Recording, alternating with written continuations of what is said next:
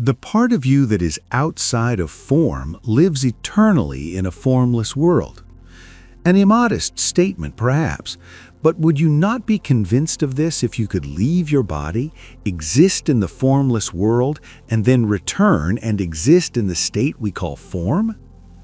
This is probably what you do every night and spend about a third of your time doing here on this planet. We call it dreaming, and we could learn a lot about ourselves as pure thought by seeing what happens when we leave our bodies and enter the world of dreams. Every time we fall asleep and begin to dream, we, as some claim, actually leave our bodies and enter a new body of dreams. While we sleep, we are convinced that our dream body is real, otherwise we would not be able to dream. Where does this happen?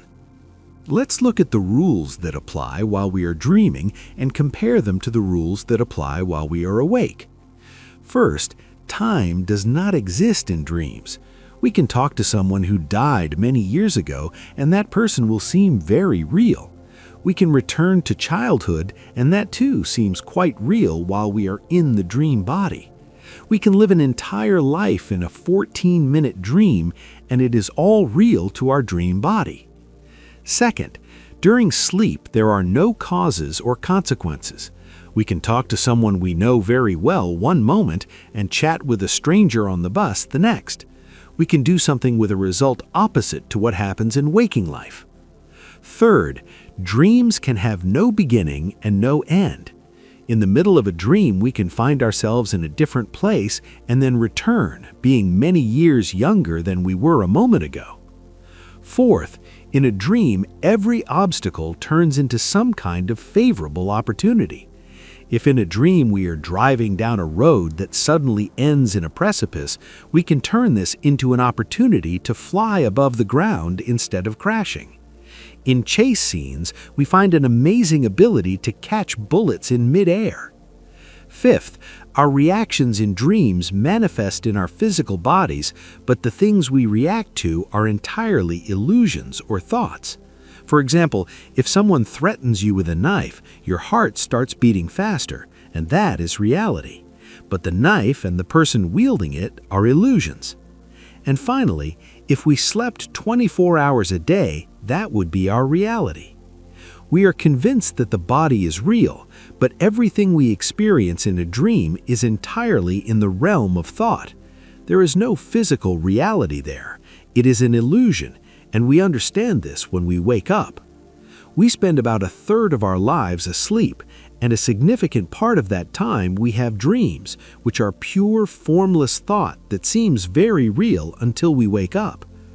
While in the dream body, we are capable of the most fantastic deeds.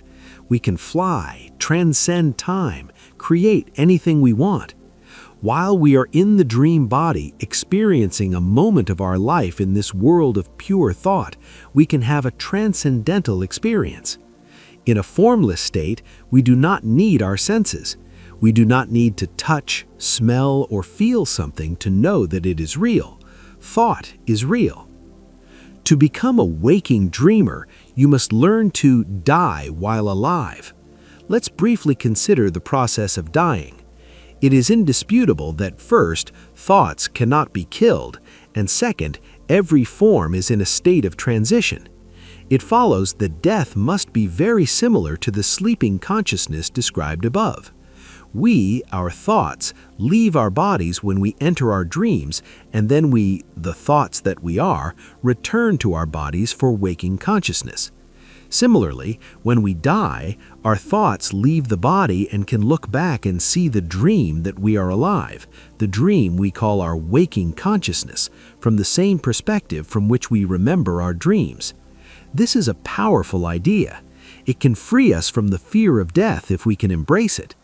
The reason it is difficult for us to accept that waking consciousness is a dream is that everything seems too real. But return to your dreaming consciousness. The same reasoning applies here. While we are in the body of dreams, we are convinced that it is real, but it is only real in the dream and becomes an illusion when we wake up. Everything we experience in waking consciousness is just as real to us. The ability to die while alive gives us the only opportunity to get out of the packaging that has temporarily sheltered us. Dear listeners, the continuation will be in the next issue, so don't miss the second part, where you will hear an ancient parable illustrating the concept of the ability to die while alive, which has been repeated from generation to generation by the spiritual mentors of India. And you will also learn how much more alert our consciousness becomes when you become a conscious dreamer.